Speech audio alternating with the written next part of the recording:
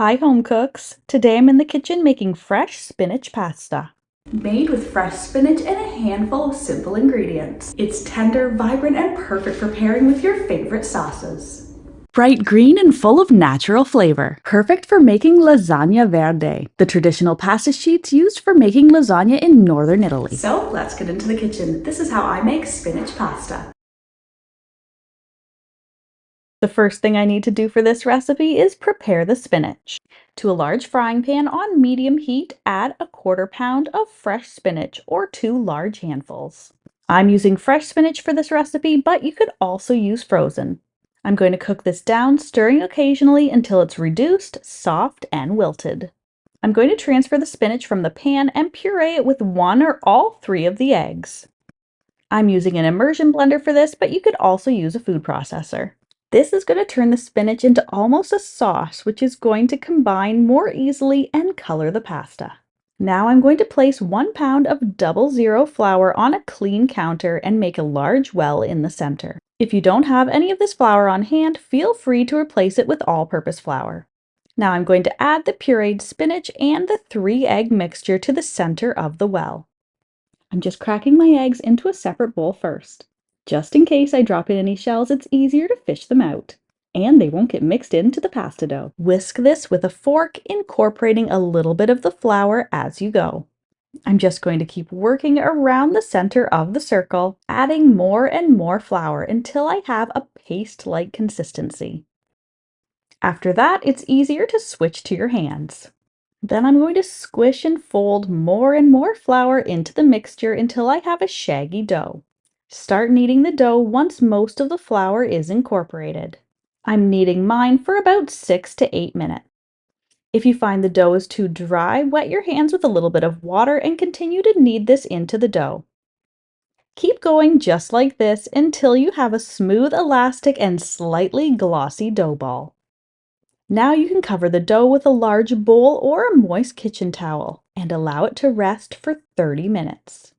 The resting time is going to allow the gluten that we've been working to relax and is going to make it easy to roll out into the thin sheets we need to make the pasta. Now that my dough has rested, I'm going to divide it into 6 or 8 pieces. Make sure to use one portion at a time and keep the rest of the pieces covered so they don't dry out. I'm going to flatten this section of dough with my hands, and then you can either use a pasta roller or a large rolling pin. If you're using a rolling pin, start at the center and roll to the outer edge. Turn the dough around often to prevent it from sticking to the counter. Once the dough is about a 1/4 inch thick, fold it in thirds and roll it out again.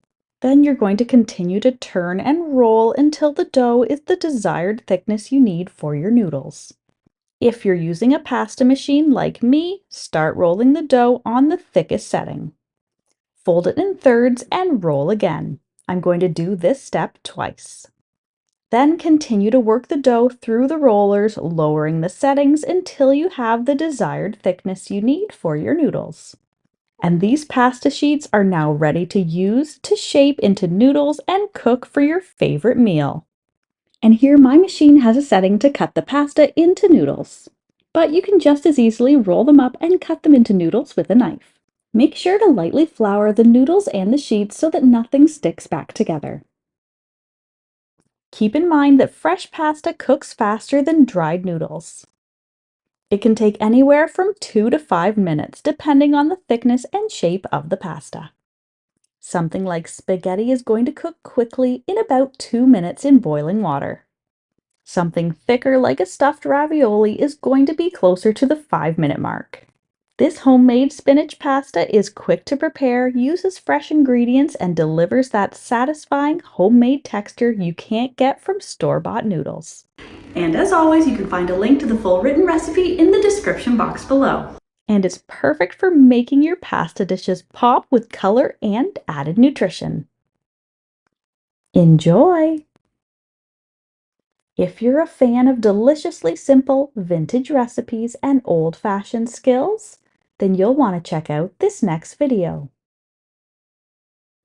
Thanks for stopping by.